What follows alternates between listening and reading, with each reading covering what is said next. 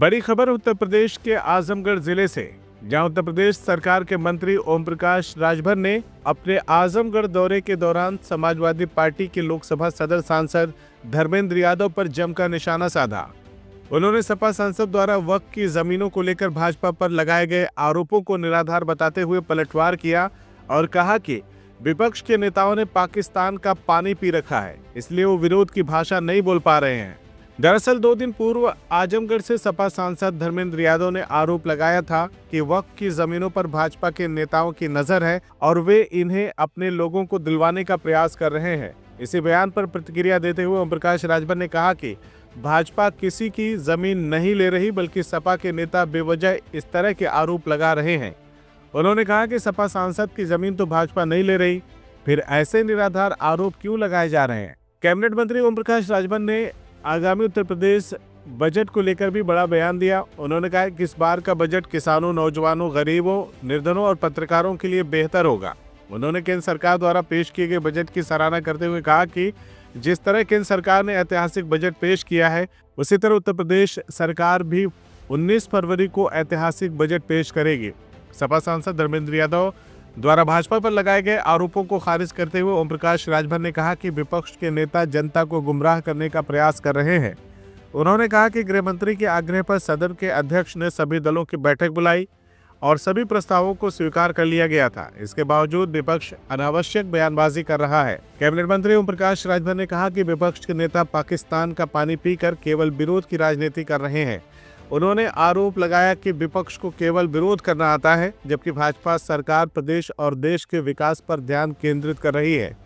कुंभ मेले में हुई मौतों को लेकर विपक्ष के आरोपों पर भी मंत्री ओम प्रकाश राजभर ने जवाब दिया है। उन्होंने कहा कि यदि विपक्ष के पास मौतों का सही आंकड़ा है तो उन्हें सबूत के साथ सामने आना चाहिए। उन्होंने विपक्ष से आग्रह किया कि वह केवल बयानबाजी करने के बजाय सटीक आंकड़ों के साथ अपनी बात रखे। मंत्री जी, अभी बजट पेश होने वाला प्रदेश सरकार का, किस तरह से बजट में आम लोगों के लिए व्यवस्था की जा रही है उसके बारे में?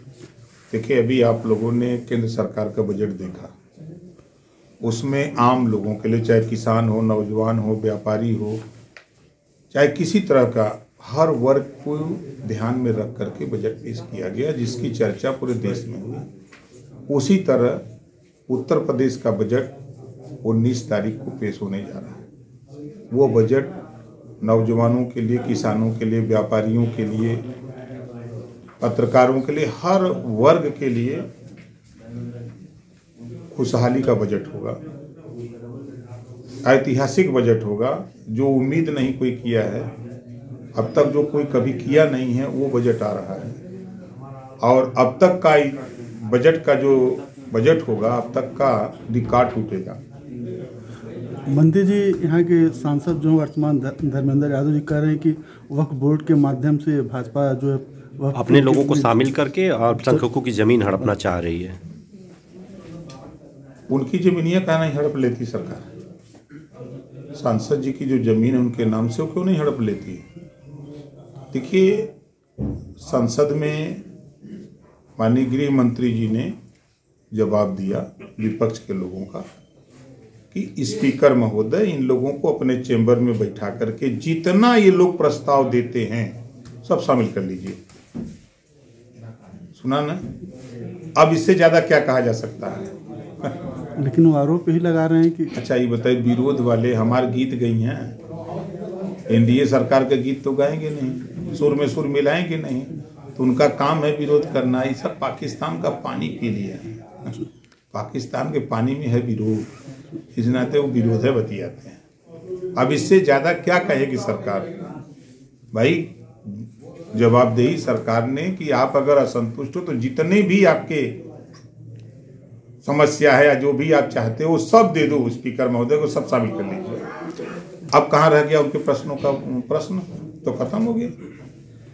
सर, महाकुंभ को लेकर के कई चीज़ें हैं कि अभी वो आंकड़ा नहीं सरकार दे पा रही है, जो लोग मरे हैं। ये सरकार के पास जो आंकड़ा था सरकार ने प्रस्तुत किया। अगर विपक्ष के पास आंकड़ा है तो वो आंकड़ा विपक्ष को प्रस्तुत करना चाहिए कि ये मेरे पास है। देखिए, जबान से कह देना, प्रेस के सामने बोल देना एक अलग बात है।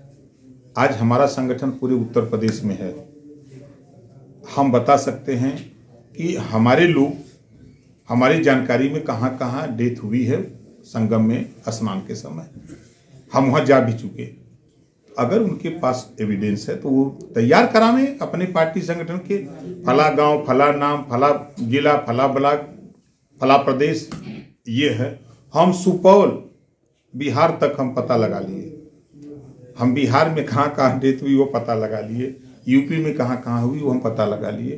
तो विपक्ष के लोगों का संगठन तो हमसे तो बड़ा संगठन है लोगों का ना, वो क्यों नहीं पता करके आपके सामने प्रेस होकर के कि ये बताते कि ये भैया 1000 है, 800 है, या हम जो कह रहे हैं इतना है, उनको पेश करना चाहिए ना।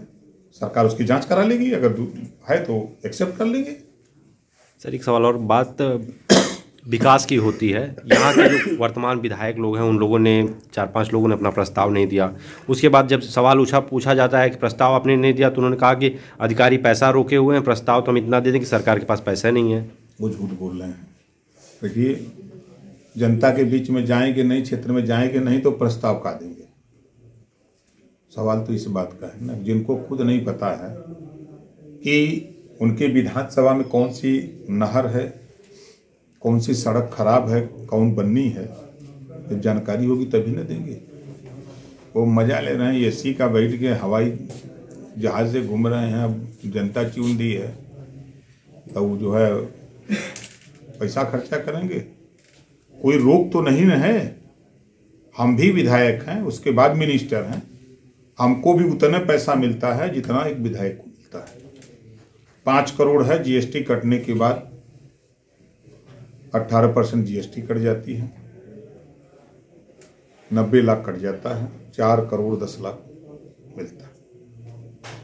तो 4 करोड़ 10 लाख रुपया खर्च करने के लिए न सरकार का रोक है न अधिकारी का रोक है। जिला योजना की बैठक होती है, जिला योजना की बैठक में काम मांगा जाता है, उसमें अधिकार है विधायक अपने लेटर पैड पर, सांसद अपने लेटर पैड पर सीडीओ को लिख के दे दे और सीडीओ उस काम को जो है कराता है और फंड रिलीज करता है।